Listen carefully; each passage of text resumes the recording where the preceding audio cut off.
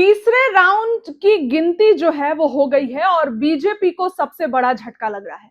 40 साल से वहां बीजेपी रूल कर रही है। 40 साल से कभी नितिन नवीन के पिता, कभी नितिन नवीन, और नितिन नवीन अब तो राष्ट्रीय अध्यक्ष बन चुके हैं और राष्ट्रीय अध्यक्ष की सीट पर बीजेपी को सबसे बड़ा झटका लग गया। क्योंकि अभी तक देखिए, अब रुझान बाद में बदल भी सकते हैं, लेकिन तीसरे राउंड की गिनती हुई है उसके बाद से बीजेपी के होश उड़ गए हैं। सदमे में बीजेपी चली गई है। क्योंकि बता दूं तो बांकीपुर में तीसरे राउंड की गिनती के बाद भी प्रशांत किशोर आगे चल रहे हैं।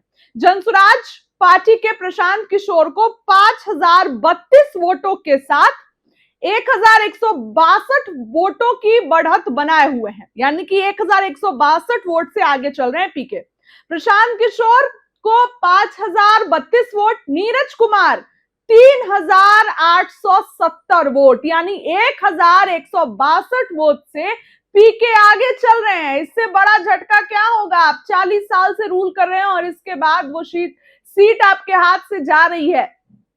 केंद्र में आपकी सरकार, राज्य में आपकी सरकार। उपचुनाव में जब जब ऐसा होता है ना कि अगर उपचुनाव में आपने देखा होगा कि जब योगी आदित्यनाथ सीएम बने थे और उनकी सीट जो खाली हुई थी तो उस पर भाजपा हार गई थी। तो क्या यही खेल बिहार में होने जा रहा है? खैर, अब असली नतीजे लास्ट तक पता चलेंगे। अभी तो थर्ड राउंड की काउंटिंग ही हुई है।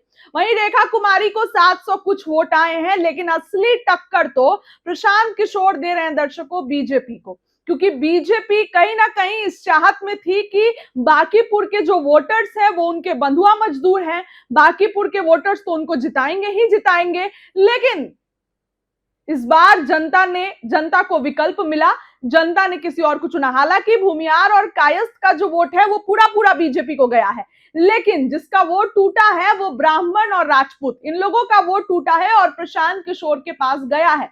प्रशांत किशोर काफी दिन से मेहनत कर रहे थे बांकीपुर के लिए। भाजपा ने पहले अभिषेक कुमार बंटी को उतारा। अभिषेक कुमार बंटी के पिता का नाम चारा घोटाले में आया तो रातों रात भाजपा ने प्रत्याशी बदल दिया और अभिषेक कुमार से कहलवाया कि बोल दीजिए पारिवारिक कारण है। किसका परिवार नहीं चाहेगा कि उनके घर का जो बेटा है वो विधायक बने? किसका परिवार नहीं चाहेगा? खैर, भाजपा के अपने जो लोग हैं वो इस चीज को लेकर ये कह रहे थे कि उनका पारिवारिक कारण था। अब ऐसे में नीरज सिन्हा मैदान में है, डोर टू डोर जाकर वोट मांग रहे थे, लेकिन जनता का मूड इस बार कुछ और था। मैं फिर बोल रही हूं कि असली रिजल्ट लास्ट काउंटिंग तक पता चलेगा। अभी बस तीसरे राउंड की काउंटिंग हुई है और तीसरे राउंड की काउंटिंग में 1162 वोट से प्रशांत किशोर आगे चल रहे हैं। अब देखने वाली बात होगी कि क्या कुछ होता है, लेकिन इस समय तो बीजेपी सदमे में चल रही है। फिलहाल आपको क्या लगता है? अपनी राय कमेंट सेक्शन में जरूर रखिए।